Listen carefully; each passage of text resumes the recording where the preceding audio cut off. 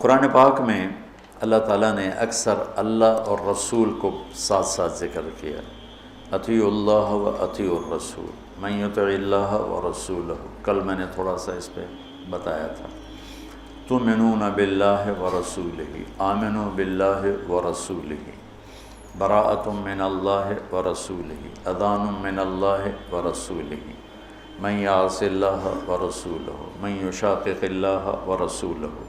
یہ قرآن میں بے شمار ہے کہ اللہ اپنے ساتھ اپنے حبیب کو لاتا، لیکن چند مقام ایسے ہیں جہاں اللہ اپنے ساتھ والدین کو لاتا ہے، ماں باپ کو لاتا ہے۔ اس کے علاوہ اللہ اور کسی چیز کو اپنے ساتھ ذکر نہیں، یا اپنے ساتھ اپنے حبیب کو ذکر کرتا ہے، یا پھر اس کے بعد اللہ تعالیٰ نے ماں باپ کو اپنے ساتھ ذکر کیا ہے۔ اس میں سے ایک مقام یہ ہے کہ اللہ تعالیٰ فرماتا ہے کہ اللہ کے ساتھ کسی چیز کو شریک نہ ٹھہراؤ اور والدین کے ساتھ احسان کرو، والدین کے ساتھ احسان کرو۔ وَقَضَىٰ رَبُّكَ أَلَّا تَعْبُدُوا إِلَّا إِيَّاهُ وَبِالْوَالِدَيْنِ إِحْسَانًا يَا بُنَيَّ لَا تُشْرِكْ بِاللَّهِ إِنَّ الشِّرْكَ لَظُلْمٌ عَظِيمٌ وَوَصَّيْنَا الْإِنسَانَ بِوَالِدَيْهِ۔ تو اللہ تعبدوا الا اللہ وبالوالدین احسانا، یہ قرآن میں کئی جگہ اللہ تعالیٰ نے اس کو اس طرح ذکر فرمایا کہ اپنے ساتھ والدین۔ اللہ کا شکر ہے کمزور سے کمزور مسلمان بھی مشرک نہیں ہوتا ہے، اس لیے اتنی جلدی کسی کو کہنا یہ مشرک ہے، یہ مشرک ہے، یہ مشرک ہے، یہ بڑی زیادتی کی بات ہے، بڑی زیادتی قبول ہے۔ اس سے احتیاط کرنی چاہیے، اس سے بچنا چاہیے۔ اللہ کے فضل سے مسلمان کے دل میں توحید ہے، وہ جہالت کی وجہ سے کوئی کچھ بول رہا ہوتا ہے، کوئی کچھ بول رہا ہوتا ہے، اس پر اس کو کافر قرار دے دینا، مشرک قرار دے دینا، یہ اتنا آسان نہیں ہے۔ تو میرا ملک تو ویسے ہی ٹکٹک کے کفر کے فتوے مل رہے ہیں، جتنے مرضی کٹوا لو، جتنے مرضی لکھوا، جنہوں مرضی کافر قرار دے دو، جنہوں مرضی، ہر قسم کے لوگ ہوتے ہیں۔ تو اللہ تعالیٰ ارشاد فرما رہے ہیں کہ ایک تو میری ذات میں شریک نہ ٹھہراؤ، یہ حرام ہے، اور دوسرا کیا ہے؟ بالوالدین احسان۔ احسان کا کیا مطلب ہے؟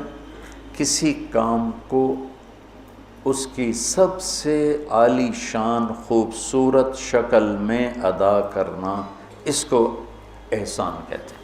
ہمارے اردو میں احسان کا مطلب ہے کسی کے ساتھ کوئی بھلا کر دینا، بغیر کسی معاوضے کے کسی کے کوئی ایسی مدد کر دینا، اس کو احسان کہتے ہیں۔ وہ بھی ہے، وہ بھی اس میں شامل ہے، لیکن عربی میں احسان ہے مل احسان ان تعبد اللہ کأنک تراہ فإن لم تکن تراہ فإنہ یراک۔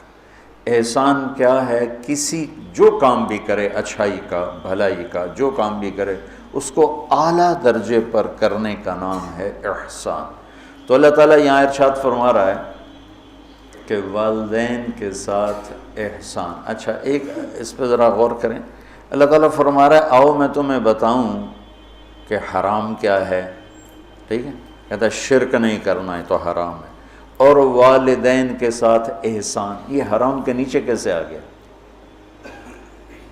کافی دیر میں اس کو سوچتا تھا کہ یہ ادھر تو اللہ کہہ رہا تعالوا اتل ما حرم علیکم ربکم، آؤ میں تمہیں بتاؤں کہ حرام کیا ہے، اللہ تشرکوا بہ شیئا، شرک نہ کرو، ٹھیک سمجھ آ گئی، وبالوالدین احسانا۔ اس کو پچھلے جملے سے یا تو نکالیں، یہ نیا جملہ ہے، اس کے نیچے لائیں تو پھر کیا مطلب ہے کہ پیچھے تو اللہ شروع کر رہا ہے، تو میں بتاتا ہوں حرام کیا چیز ہے، شرک، ٹھیک، اور والدین کے ساتھ احسان۔ تو اگر ہم ظاہری نظر سے دیکھیں اور غور نہ کریں تو یوں لگتا ہے جیسے والدین کے ساتھ احسان بھی حرام ہے۔ میری بات سمجھ میں آئی ہے نا؟ ایسا ٹھیک ہے؟ ہاں، یہاں اللہ تعالیٰ بڑی عجیب طریقے سے ماں باپ کی عظمت کو بتا رہے ہیں کہ ماں باپ کے ساتھ صرف احسان ہی مطلوب ہے، اس سے نیچے جو ہوگا وہ حرام ہوگا، حرام سے نہیں نکل سکو گے۔ اللہ نے ماں باپ کا حق اپنے بعد رکھا ہے، لا تقل لهما اف، جس کو ہم کہتے ہیں بیزاری سے ماں کو کہہ دیا باپ کو کہہ دیا اتنا بھی اللہ تعالیٰ فرما رہا ہے کہ اتنے کی بھی ہم گنجائش نہیں دیں گے ماں باپ کے سامنے۔ میرے نبی نے فرمایا میری ماں ہوتی اور میں عشاء کی نماز کے مصلی پہ کھڑا ہوتا اور سورۃ فاتحہ پڑھ رہا ہوتا اور میری ماں مجھے کہتی محمد، تو میں ماں کی خاطر نماز توڑ دیتا۔ جریج نے نماز نہ توڑی ماں کی پکار پر، اللہ کے نبی کا فرمانا اگر وہ عالم ہوتا تو نماز توڑ دے، وہ عابد تھا وہ نماز توڑ دیتا، اگر وہ عالم ہوتا تو وہ نماز توڑ دیتا، وہ نفل نماز تھی۔ تو اللہ تعالیٰ وَقَضَىٰ رَبُّكَ أَلَّا تَعْبُدُوا إِلَّا إِيَّاهُ وَبِالْوَالِدَيْنِ إِحْسَانًا، کہ تیرے رب کا فرمان ہے، تیرے رب کا اعلان ہے کہ بندگی صرف اللہ کی ہے اور احسان ہے والدین کے ساتھ۔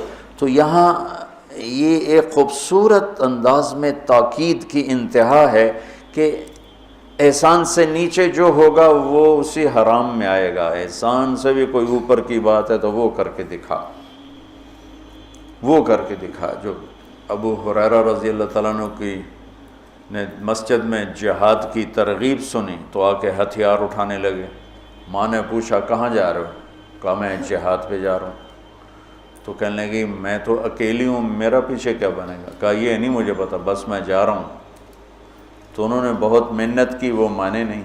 پھر انہوں نے اپنے چھاتیوں کی طرف اشارہ کیا، دیکھ میں نے تمہیں یہ دودھ پلایا ہے، اس کے واسطے رک جا۔ کہا نہیں میں نہیں رکوں گا۔ ہتھیار اٹھا کے چل دیے۔ ان کی والدہ نے اللہ کے نبی کو پیغام بھیجا کہ میں نے دودھ کا واسطہ دیا پھر بھی یہ مجھے چھوڑ کے جا رہا۔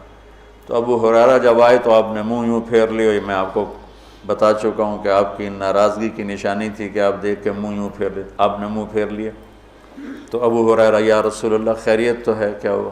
کہ تیری ماں تجھے دودھ کا واسطہ دیتی ہے اور تو پھر ہتھیار اٹھا کے جہاد کو جاتا ہے، مجھے تیرے ایسے جہاد کی کوئی ضرورت نہیں، چل جا اپنی ماں کے پاؤں میں بیٹھ، وہی تیرا جہاد۔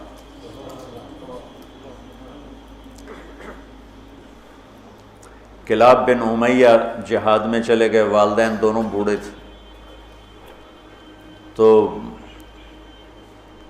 امیہ کو جب بتائے بھی نہیں والدین کو، تو امیہ کو پتہ چلا تو انہوں نے شعر کہا اذا دعت الحمامۃ ساق حر الی بیضاتها دعوا کلابا ترکت اباک مرعشۃ یداہ وامک لا تسیغ لها شرابا، کہ تو نے ماں باپ کو اس حال میں چھوڑا ہے کہ ایک کا نوالا اپنے ہاتھوں سے منہ پہ نہیں جاتا اور ایک اپنی طاقت سے اٹھ نہیں سکتا، تو اس حال میں چھوڑ کے تو کہاں چلا گیا؟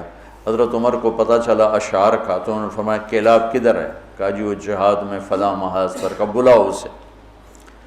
تو انہیں بلایا گیا، اور جب وہ مسجد میں آئے، کہاں گئے تھے؟ چوری کرنے، ڈاکہ ڈالنے؟ کہاں گئے تھے؟ بولو۔ مسجد میں آئے تو حضرت عمر کھڑے ہو گئے، کوڑا اٹھا کے مار مار مار، کوڑا مارے، اچھا یہ کون سا جہاد ہے بوڑھے ماں باپ کو چھوڑ کر؟ پھر ایک لگائیں ٹھو، یہ کون سا جہاد ہے بوڑھے ماں باپ کو چھوڑ کر؟ اتنا مارا کہ اس کے سر سے خون نکلنے لگا کہ یہ کون سا جہاد ہے بوڑھے ماں باپ کو چھوڑ کر؟ تو پھر فرمایا جب تک تیرے والدین زندہ ہے تجھے مدینہ سے نکلنے کی اجازت نہیں ہے۔ میرے نبی نے بتایا تھا نا قیامت کی نشانیوں میں سے ادنا صدیقہ و اقصا اباہ، کہ لوگ دوست کو گلے لگائیں گے، باپ کو دھکے دیں گے، باپ کو دھکے دیں گے، دوست کو گلے لگائیں گے، والدین اولاد سے ڈریں گے۔ اطاع الرجل زوجتہ وعق امہ، بیویوں کی خاطر ماؤں کو ذلیل کریں گے۔ تو جس کو کم ان تلد الامۃ ربتھا، بیٹیاں ماؤں سے نوکرانیوں جیسا سلوک کریں گی۔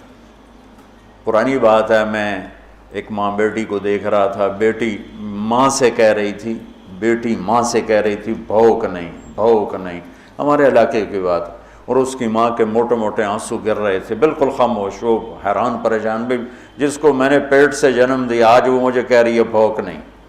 تو یہ عام ہے کہ آج کل کی پڑھی لکھی نسل انہیں نہیں پتہ باپ کسے کہتے ہیں اور ماں کسے کہتے ہیں. کوئی ماں باپ کا بھی ہے کہ وہ اولاد کو اس طرح لے کے نہیں چلتے جیسے چلنا چاہیے. پہلا قصور تو ماں باپ کا جو 3 سال کے بچے کو اسکول ڈالتے ہیں. محبت کی رسیوں کو کاٹنے والے والدین ہیں، محبت کی جڑوں کو اکھاڑنے والے والدین ہیں جو 3 سال کے بچے کو اسکول ڈال دیتے ہیں اور ماں کی گود سے محروم کر دیتے ہیں. اور وہ بچہ جتنے گھنٹے وہاں رہتا ہے اس کے اندر ایک لاوا پکتا رہا. چونکہ میں ہاسٹل لائف گزار چکا ہوں، مجھے اس کا خود ذاتی تجربہ ہے. حالانکہ میں تو 11 سال کی عمر میں لاہور گیا. میرے والد مجھے ڈاکٹر بنانا چاہتے تھے تو لاہور کے بڑے عالی شان سکول سینٹرل ماڈل میں داخل کروایا. ہاسٹل لائف 11 سال کی عمر، میرا رو رو کے برا حال. 3 سال میں روتا رہا، پھر میرا دل پتھر ہو گیا. والدین کے لیے میری محبت مرتے دم تک پھر بیدار نہ ہو سکی. ہاں، تبلیغ میں لگنے کے بعد میں ان کا ادب، احترام، خدمت، سامنے نہیں بولنا، پوری اپنی جاں فشانی کے ساتھ ان کی خدمت، لیکن میرے دل میں ان کے لیے محبت کی شمع نہیں جل سکی کہ انہوں نے اسے خود بجھایا تھا. تو اس میں والدین آج کل بہت روتے ہیں، لیکن اس میں ایک بہت بڑی وجہ خود والدین بھی ہیں کہ وہ بچوں کو وہ ٹائم جو پہلے 10 سال والدین بچے کو دے دیں، ساری زندگی بچہ والدین کو دے دے، اور 3 سال کے بچے کو دھکا دے دیا. اب تو اسکولوں کا اشتہار ہے 18 ماہ کا بچہ بھی لے لیں. میں جمدے نال ہی لے لو، ماما نے چھٹی دے دے میں جم کے توڑی جھولی پا دیں. یہ میں کیا کروں، میرے دیس کا ڈاکٹر بھی تاجر ہے، وکیل بھی تاجر ہے، اور یہ علم والے بھی تاجر ہیں. جب کسی قوم پہ زوال آتا ہے تو ہر شعبے پہ آتا ہے. جب علماء تجارت دین کو بیچ رہے ہیں تو باقیوں سے کیا گلا، جب ممبر ہی بک گیا ہے تو پیچھے کیا گلا. سارے ایسے نہیں ہیں، سارے وکیل ایسے نہیں، سارے ڈاکٹر ایسے نہیں، سارے علماء ایسے نہیں. یہ اکثریت کی بات ہے. ہر طبقے میں چونکہ شر غالب ہے تو ہر طبقے میں وہ غالب ہے.